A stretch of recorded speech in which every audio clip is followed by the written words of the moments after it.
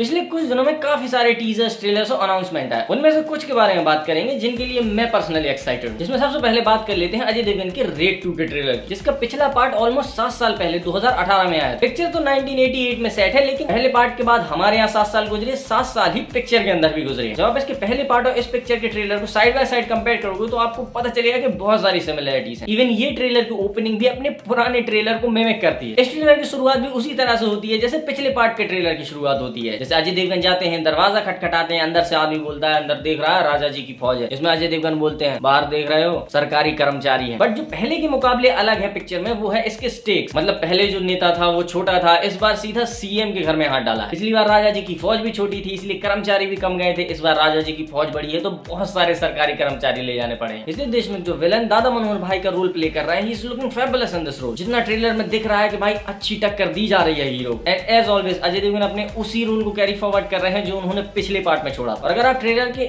Additional elements देखोगे तो आपको बहुत सिमिलर लगेगा ये अपने पिछले पार्ट के ट्रेलर। विलन बड़ा, पावरफुल और भी ज्यादा खतरनाक। मैंने अपने टीजर रिव्यू वाले वीडियो में बोला था कि हो सकता है कि सौरभ शुक्ला का इस पिक्चर में बहुत ज्यादा रोल ना हो, लेकिन जितना ट्रेलर देखने में पता चल रहा है कि अच्छे खासे टाइम के लिए होंगे, क्योंकि इस पिक्चर में रितेश देशमुख जिस विलन का रोल प्ले कर रहे हैं सौरभ शुक्ला उसके ताऊजी हैं। इट मींस कि इस रेड में अमय पटनायक के लिए और भी ज्यादा डिफिकल्टीज बढ़ने वाली है। And also there is a small change in casting. जहां पिछले पार्ट में अमय पटनायक की बीबी का रोल इलियाना डिक्रूज ने प्ले किया था, उनके रोल के लिए इस पिक्चर में वाणी कपूर को लिया गया। जिनके रिप्लेस होने पर अजय देवगन ने कहा कि भाई जेम्स बॉन्ड का भी तो एक कैरेक्टर है जिसके लिए एक्टर्स बदलते रहते हैं, उसी तरह से ये भी एक कैरेक्टर है जिसमें पिछली पिक्चर में लियाना डिक्रूज थी तो इस पिक्चर में वाणी कपूर। बट ठीक है वो कितना ही दिखने वाली है, बट भाई ने एग्जाम्पल देखो कितना भारी भरकम दिया है। अब थोड़ा कमेंट्स पर नजर डाल लेते हैं कि लोग इसके बारे में क्या कह रहे हैं। अर्नब कुमार कहते हैं same tip look same acting biggest flop loading. बात तो तुम सही कह रहे हो अर्नब भाई, अजय देवगन को इस बार नेवी की यूनिफॉर्म पहननी चाहिए। अबे पापी इंसान, वो कैरेक्टर सेम है तो क्या लग कर देगा वो उसमें, पिक्चर तो देख ले पहले। छत्रपाल सिंह जी का कहना है कि ये रेड की सस्ती रीमेक लग रही है। भाई पहला रिएक्शन मेरा भी यही था क्योंकि बहुत ज्यादा सिमिलरिटीज है। मैंने पहले भी बताया है कि बहुत सिमिलर है ये अपनी पिछले वाले ट्रेलर से, बट स्टेक्स बढ़ चुके हैं, एक्टर बदल चुके हैं, तो आई होप कि मूवी में कुछ तो अलग होगा। और अजय देवगन की यूजुअली जो भी सेकंड पार्ट्स आते हैं पिक्चर के वो अपने पिछले पार्ट से बेटर ही होते हैं, तो मेरे को तो लगता है कि अपने पिछले पार्ट से बेटर ही हो। डॉक्टर विक्रम का कहना है real life gutka peddler real life hero.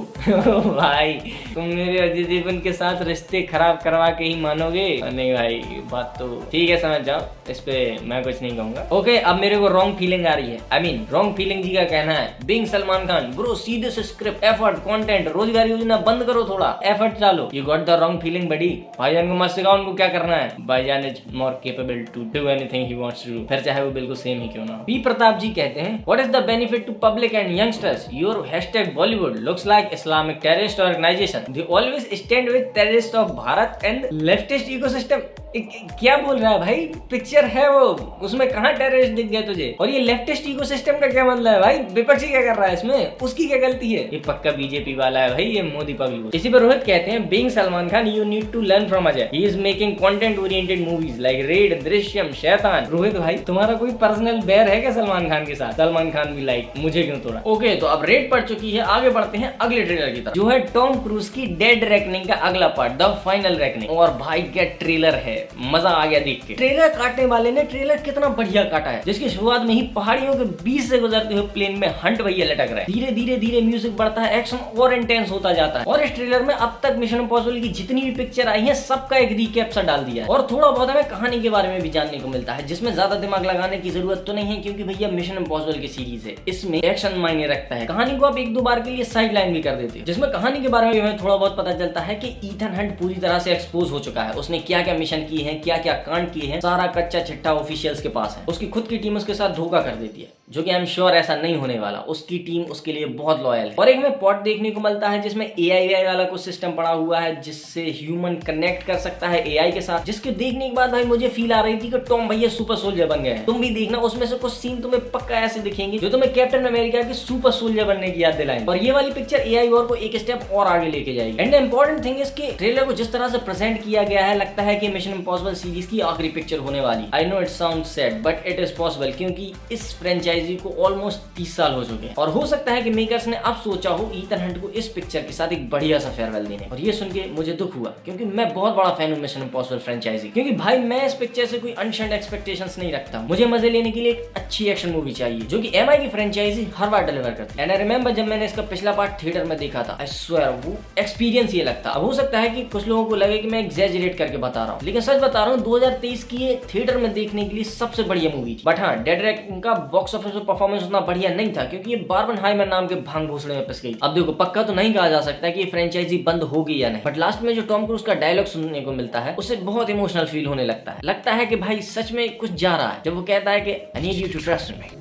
Last time. And भाई ये डायलॉग सच में आपको इमोशनल कर देगा अगर आप इस फ्रेंचाइजी से बहुत दिल से जुड़े हुए। ओके, तो अब हंट भैया पे भी थोड़े बहुत कमेंट्स पढ़ लेते हैं कि लोगों का क्या कहना है मिशन इम्पॉसिबल के बारे में। ओके, तो एनीमे लवर पूछते हैं, is this final movie of mission impossible series? तो एनीमे लवर वाले तुम यहाँ क्या कर रहे हो भाई? एनीमे देखो जाओ, तुम्हारे एपिसोड छूट रहे होंगे। ओके, जोक साइड में, बट लगता तो ऐसा ही है कि ये मिशन इम्पॉसिबल फ्रेंचाइजी की लास्ट पिक्चर अभी के लिए तो हो सकती है। अब फिर आगे जाके हो सकता है कि वो इसको रिबूट करें या वहीं से कंटिन्यू करें, जैसा अभी हमने फिलहाल में इंडियाना जोन्स के साथ देखा था कि काफी सालों के बाद उन्होंने पिक्चर का सीक्वल निकाला। द फैंडम विजार्ड लिखते हैं, too bad we will never get that fan idea of James Bond and Mission Impossible crossover movie that would have been an iconic movie going experience। भाई ये fantasy इतनी खूबसूरत है कि मुझे नहीं लगता कि ये कभी पूरी हो सकती है। सच बता रहा हूँ, मैं हमेशा से चाहता था कि टॉम क्रूज और डैनियल क्रेग एक पिक्चर में देखने को मिले। लगता नहीं है कि ये कभी होगा, और अब तो अपने डैनियल भैया भी निकल लिए बॉन्ड फ्रेंचाइजी को छोड़ के। बट ये ख्याल काफी खूबसूरत है। पहले बहुत सोचा भाई कि ईथन हंट और डैनियल क्रेग एक पिक्चर में तो दिखने चाहिए साथ। यार देखो कहीं और दिख जाएंगे, यहाँ नहीं। हर्ष पटेल लिखते हैं, James Bond in 2022, Jack Ryan in 2023 and now Ethan Hunt in 2025. One by one our childhood spies heroes are hanging up their gears. हर्ष भाई, I can feel your pain। इतना दर्द मुझे किसी चीज पे नहीं हुआ था जितना मुझे डैनियल क्रेग का जेम्स बॉन्ड सीरीज जाने के बाद हुआ था, और अब ईथन हंट भी जा रहा है। भाई ये क्या क्या दुख देखने पड़ रहे हैं, बट कोई बात नहीं, झेल लेंगे। 2026 में तो वैसे ही दुनिया खत्म। मेज लिखते हैं, next year mission impossible the really final reckoning.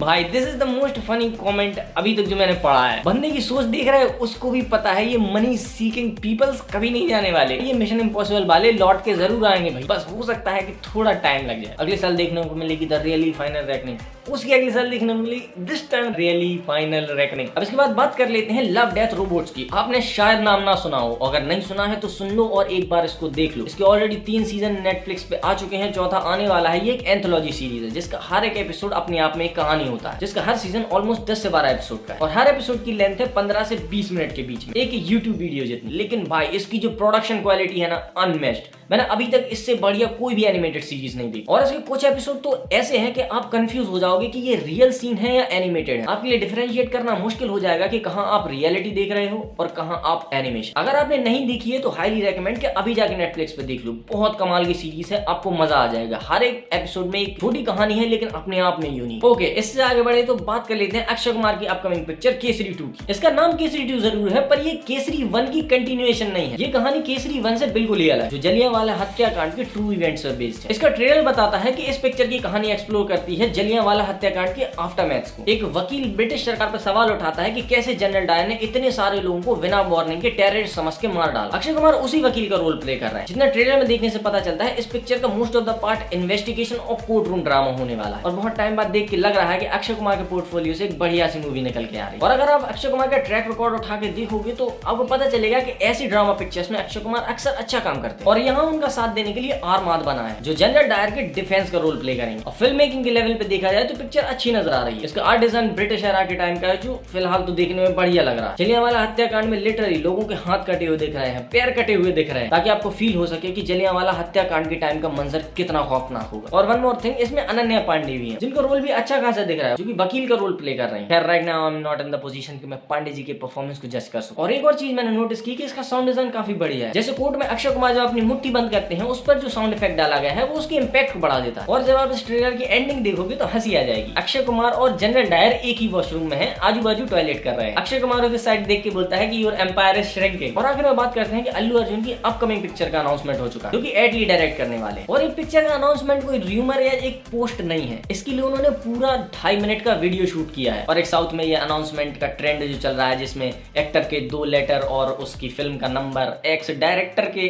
2 letter और उसकी फिल्म का नंबर, ये तो लगाना मैंडेटरी ही हो चुका है। दोनों का कोलैबोरेशन बहुत बड़ा होने वाला है क्योंकि अल्लू अर्जुन अभी अभी अपनी सबसे बड़ी ब्लॉकबस्टर मूवी पुष्पा 2 दे के आ रहे हैं एंड एडली की शाहरुख खान के साथ ब्लॉकबस्टर पिक्चर जिसने बॉक्स ऑफिस में 1200 करोड़ का कलेक्शन किया था। दोनों ही इस टाइम अपने करियर के पीक पे हैं और उनका कोलैबोरेशन देखना पड़ेगा कितना पीक पे जाता है। तो यही वो सारे ट्रेलर्स और अनाउंसमेंट थे जिनके बारे में मैं बात करना चाहता। तो अगर आपको ये वीडियो पसंद आई है तो इसे लाइक करो, नहीं पसंद आई है तो डिसलाइक भी कर सकते हो। और अगर आप चाहते हो कि आगे भी मैं ऐसा ही काम करता रहूं तो चैनल को सब्सक्राइब भी करते जाना।